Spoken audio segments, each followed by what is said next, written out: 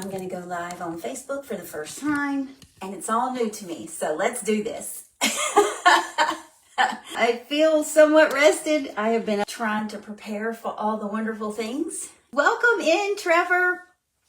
How are you today? We are doing wonderful. I am a fitness trainer, and I like to discuss mindful movement. I like to focus on helping people get past that weird feel of, I don't want to get up and do anything today. So that's what we're going to do. We are going to try this today. We will get started. I wanted to go over a plank this morning. That is going to be my mindful movement. You suffer from back pain? Yes, plank is a good thing to do, but you have to be very cautious and listen to your body. That's another thing that I talk about a lot. I do say I am not a doctor. I love helping people, but this is not medical advice. This is just helpful tips and giving you little samples and examples. If you have questions, you can ask. If you need to change it, if you need me to adjust it in any way for your body. So what we'll do is we'll start discussing the plank. First off, the plank is a core exercise, and it's about maintaining the same position the whole time you're there. I always recommend starting your plank for 10 to 15 seconds. Some people require or recommend longer, but I feel like that's a good way for you to get adjusted with your body and for you to feel what it's supposed to feel like. And then you're going to also know at that point if you need to make any of those modifications that come in. So we're going to start with that. I will show you. I want to make sure that you see the movements that I'm doing. I'm going to go out. When you start for your plank, you want to start in a tabletop position. This is what I call on your hands and knees. It's tabletop position. If you want to do your plank from your hands are flat on the floor. You want to make sure they're just underneath you. You want them to be shoulder width apart.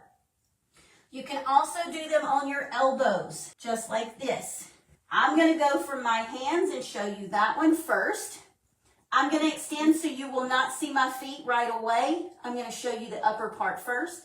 I think I'll step a little bit closer, give you a little bit better view. So I always like to move backwards, and my hands are in front of me, so my arms are extended a little. That way, whenever I do come to tabletop, my hands are right underneath my body. I'm going to go up onto my toes. My body is straight. This is where you're going to need to keep your core nice and tight. You squeeze that core really tight, and it's going to keep your back nice and straight.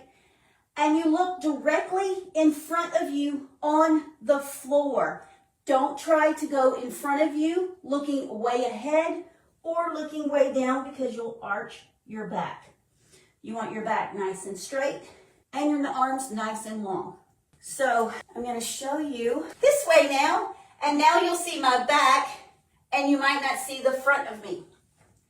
So my hands are still in the same position.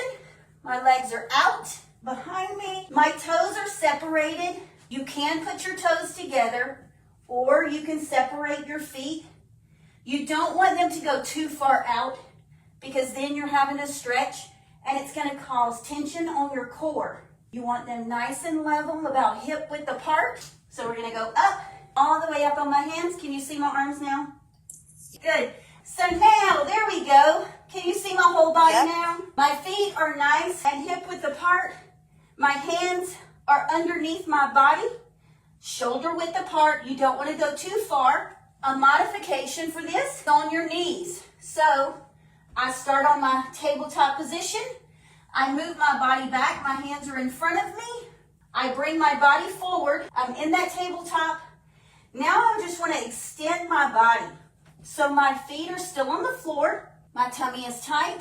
And I'm also getting that nice core because I'm squeezing my belly to keep me up. Just like that. The more you extend your body, the harder your core. You're almost going to look like the seal pose, but you want to focus on your core staying up and nice and tight. And I'm going to take a breather for a second. And with that breather, I'm just going to say good morning, welcome in. Pull my hair back out of my face because I'm sweating right now already. been a good morning. I am very much about getting up and move that body because it's the only one you have. Love it and take good care of it. The benefits for your plank is it's going to help with your core strength. It's your primary benefit for building your core, and it's a very essential for stability. And a lot of people do not realize that how much your core has to do with you keeping a stable body. It's a huge impact on your body. If you cannot keep a strong core, if you go to fall over and you can't catch the rest of your body, you're going to tumble over. So remember, plank is not just about how long you can do it or how fast it can be done or if you're better than somebody else. You want to be better than yourself every day. That's all that matters. You're in the competition with your own self because it does help with your posture, because when you're doing your plank, you're working your whole body. It's not just for core. It is a full body experience. All of that to keep your body in one place and to keep it in that same place for however long you're choosing to stay in that movement. That is one of my core exercises that I do almost on a daily basis because I feel like it does work my full body. That is a great one to start with if you're just starting out on your health and fitness journey. I have gone over the regular plank, which is either on your hands or on your elbows. And I've also given you a modification from the floor. But I know there are some people that are not comfortable being able to get all the way to the floor. I want you to know that you do not have to be on the floor. If you have lower body issues, back issues, things like that, and you're just not comfortable getting on the floor to do those yet, there are ways to adjust and make that happen. So I'm going to turn my screen to the wall, and I'm going to show you that it is just as easy to do from the wall. It can be hard. I do tell people, they're like, oh my gosh, this is going to be so easy. I promise you, if you think it's easy, I can always make it harder. So this is the way we're going to do it. You put your hands on the wall, just like you would be on the floor. You want them shoulder width apart. If you have shoulder issues, please do not go too high. Keep it right around your chest. You see that I'm away from the wall a little bit, but I'm going to walk farther away and I'm going to be on my toes. So you're going to put your hands in front of you, chest level. You're going to take steps back until you are on your toes. You want to get that good extension in your body. If you feel like your hands are too high as you extend out, always move them down if you need to. With this, you're still doing the same thing. You are extending your body, you're tightening your core, and you're keeping your back straight. You see how my back is in line here? I don't have any arches. I don't have any slips of my hips. I'm keeping nice and straight. Feet are still hip width apart, and you tighten your stomach, engage that core. And when I say engage that core, you take and you feel like you have a string pulling your belly button toward your spine. You want it nice and tight. And you want to be able to stay nice and straight when you do this. You want your body to be completely in line as you make this movement. That is a modification for doing the plank from the wall. There are other ways to make it, girl! Nice job. Do you see how Iante is plain? She is very nice and straight. Tighten that core and bring those hips in. There you go. That's beautiful. So she's nice and stretched out away from the wall. Lower back discs. It still works. Yes, it helps. It does. And that's why I like to give modifications. If you have lower back issues and you say, no, floor plank's not good for me. Not happening. Do that sucker from the wall. You have to start somewhere. If you don't start somewhere, you're never going to progress. So remember, today could be bad, tomorrow's going to be better. The sooner you start, the sooner you move, the sooner you do something to make you better, the better you're going to be. So remember that. Yes, Twyla, yes, 100%. When Shane does those, tell him to reach out to me. I'm happy to come and watch him to make sure that he's doing those properly, because I do know that he has lots of back and neck issues. We can always make adjustments from the wall too. So I'm a little shaky, guys. I got a double workout this morning. Brian, you said that you did not know that you could do standing planks. Yes. You know, those are not a very popular thing, really, because so many people just assume that it has to be done on the floor. So standing planks, you just have to focus on keeping that core nice and tight, and just definitely focus on making sure that you feel that core when you're doing it from standing. There are people out there that have shoulder issues and upper back issues, that it's too much pressure to be on the floor because you are holding your whole body when you're in the floor doing that plank. So I always highly recommend for someone that is just starting out or they have severe issues like that to do them from the wall. But I also say, if you have any type of pain, always stop immediately and consult your physician. You should also consult your physician before starting any workout program at all. You should not start anything without the okay from your physician. I did bring up my computer, like I said. I wanted to be able to give some tips and some information on how things go for everybody. So here we go. Here's some common mistakes that people do. Things that I have already said, but I want to re-go over those and just make sure you know that these things do happen. It's okay as long as you notice it. And the only way to notice it is to be told that that could be a possibility. So then you're more focused on what you're doing. Common mistakes are hip sagging. So that was that drop in the hips. I think I will go ahead and show that to you too. So from the plank position, the hip sagging, that would be this. You do not want to do this. You see how my back is pushed in? My belly is going toward the floor. This will cause lower back pain. Straighten your body.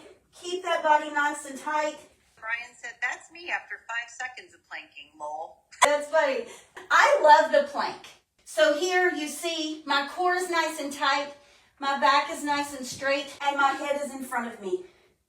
You always want to look at the floor in front of you, not above you. That's going to make that hip slink down. You see how my hips went in? The next one is that arched back. Remember how I said you do not need to arch that back because it will affect you. Head positioning is another one. Avoid dropping your head or looking down. That's going to make all of those transitions in your back happen. So if you're looking directly in front of you, I'm nice and straight. If I'm looking down, my back is going up. It's curving. If I look up too far, my hips are sagging. Do not hold your breath. You will pass out. Those are some tips. But if you guys need any modifications for those, the plank is a great thing for you to do. You can always make those harder, but there's variations of things that you can do. I gave you the modifications. For a beginner, good question, Twyla.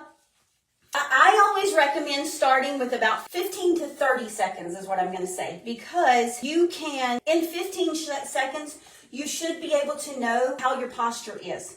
You want your posture to be good when you're doing a plank.